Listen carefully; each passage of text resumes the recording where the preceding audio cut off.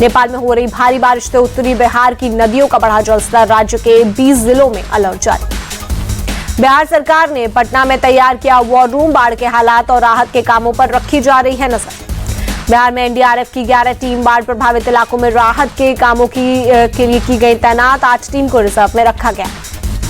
बिहार के सुपौल में कोसी नदी हुई बेकाबू, बैरिया मंच इलाके में सड़कों तक पहुंचा पानी, मकानों और दुकानों में पानी भरने से बेघर हुए लोग। बिहार के सीतामढ़ी में बागमती नदी का बढ़ा जलस्तर, बेलसंड प्रखंड का मंदार तटबंध टूटने से कई इलाकों में भरा पानी। पानी के भारी दबाव के कारण कोसी बैराज के सभी 56 स्लुइस गेट खोले गए। रिकॉर्ड 6 लाख क्यूसेक से ज्यादा पानी छोड़ा गया। 56 साल में पहली बार इतना पानी छोड़ा गया। नेपाल की पानी का असर बिहार के गोपालगंज में गंडक नदी का दिखने लगा रौद्र रूप, बाढ़ के पानी में कई इलाके डूबे।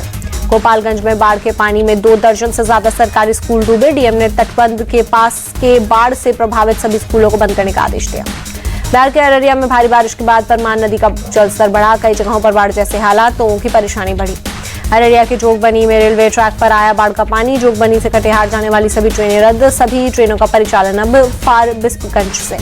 उत्तर प्रदेश के कुशीनगर में भी बने बाढ़ जैसे हालात, कई गांवों में घुटनों तक भरा पानी। बाढ़ का पानी घरों में घुसने से बिगड़े हालात, घरों में रखा सामान हुआ खराब, आने जाने के लिए लोगों को नाव का लेना पड़ रहा है सहारा। शासन प्रशासन की टीम ने प्रभावित इलाकों का किया दौरा, लोगों को हर संभव मदद का दिया भरोसा। गोरखपुर में बारिश ने तोड़ा 43 साल का रिकॉर्ड, 24 घंटे में 153 मिलीमीटर बरसा पानी।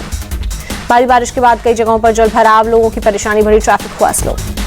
बारिश के बाद गोरखपुर में जल जमाव को लेकर अखिलेश यादव का एक्सपोज दिखा, काशी तो टोक्यो नहीं बना लेकिन गोरखपुर नहरों का नगर वेनिस बन गया।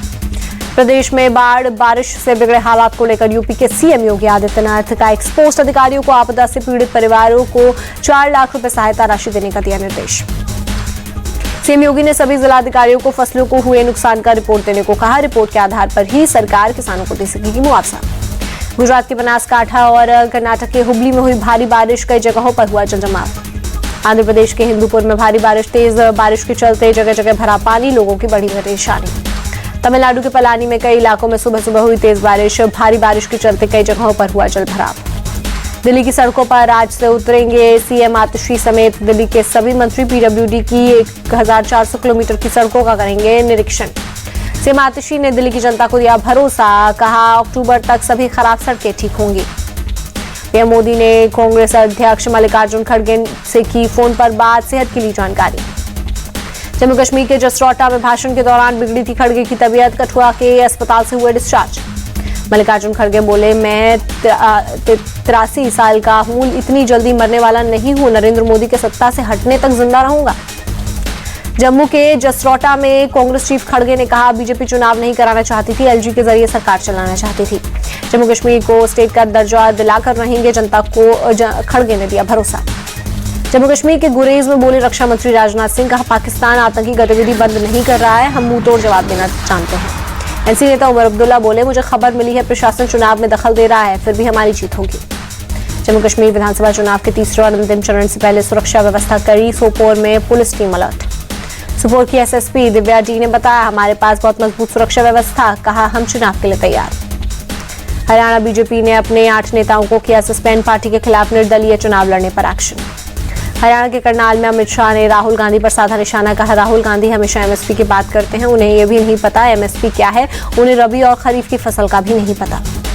अमित शाह का कांग्रेस पर हमला, कहा कांग्रेस शासित किसी राज्य में 24 फसलें पर एमएसपी नहीं, नायब सिंह सैनी इकलौते ऐसे सीएम जो 24 फसल पर देते हैं एमएसपी। गुरुग्राम में गृह मंत्री अमित शाह का राहुल गांधी पर आरोप, कहा अग्निवीर योजना पर झूठ बोल रहे हैं राहुल गांधी। अमित शाह की परिजनों से अपील, अपने बच्चों को सेना में भेजने में संकोच न करें, हर अग्निवीर को पेंशन के साथ नौकरी मिलेगी।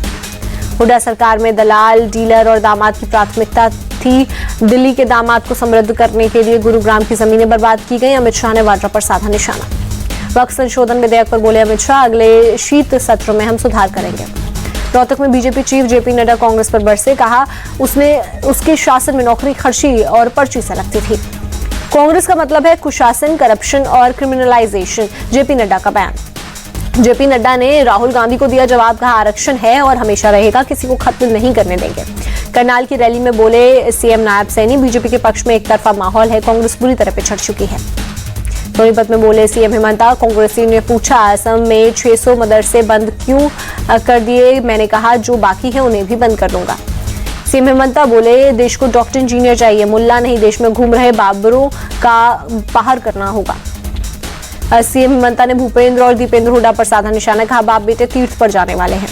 सीएम पुष्कर धामी ने हरियाणा में एक रैली को किया संबोधित, कहा बीजेपी को जिताकर तीसरी बार सरकार बनाए। पंचकुला में बोली कांग्रेस सांसद कुमारी शैलजा, बीजेपी ने कांग्रेस के खिलाफ हमेशा साजिश की, जनता देगी जवाब।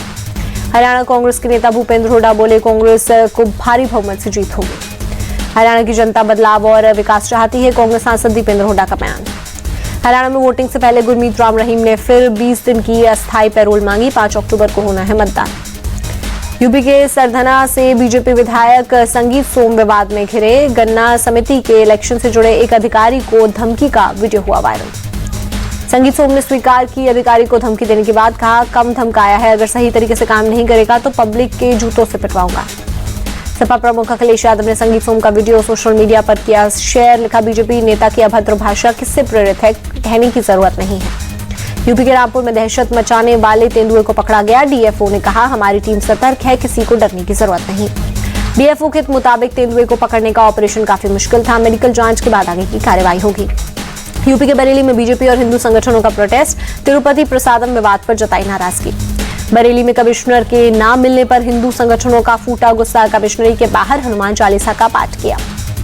कानपुर में बारिश की वजह से भारत बांग्लादेश टेस्ट के तीसरे दिन का खेल भी रद्द, मैदान गीला होने से नहीं फेंकी जा सकी एक भी बॉल। इस टेस्ट मैच का दूसरा दिन भी बारिश के चलते धुल गया था, जबकि पहले दिन सिर्फ 35 ओवर्स का हो पाया था खेल। तीसरे दिन स्टंप्स तक बांग्लादेश का पहली पारी में स्कोर 3 विकेट पर 107 रन, मोमिनुल हक 40 और मुशफिकुर रहमान 6 रन पर नॉट आउट। कानपुर टेस्ट में अब सिर्फ 2 दिन का खेल बाकी, अगर मैच का कोई नतीजा नहीं निकला तो वर्ल्ड टेस्ट चैंपियनशिप के फाइनल में जगह बनाने के लिए टीम इंडिया को करनी पड़ सकती है मशक्कत। टीम इंडिया को कानपुर टेस्ट के बाद इस WTC सीजन 2023-25 में सिर्फ 8 मैच और खेलने रहेंगे। फाइनल में जाने के लिए भारतीय टीम को 8 टेस्ट में से जीतने होंगे 5 मुकाबले। WTC पॉइंट्स टेबल में इस वक्त टीम इंडिया टॉप पर काबिज, दूसरे नंबर पर ऑस्ट्रेलिया की टीम। बांग्लादेश ने भारत के खिलाफ T20 सीरीज के लिए टीम का किया ऐलान, मेहदी हसन की वापसी। ऑस्ट्रेलिया ने इंग्लैंड के 5वें वनडे में डकवर्थ लुइस मेथड से 49 रन से दी मात, 5 वनडे मैचों में सीरीज 3-2 से जीती।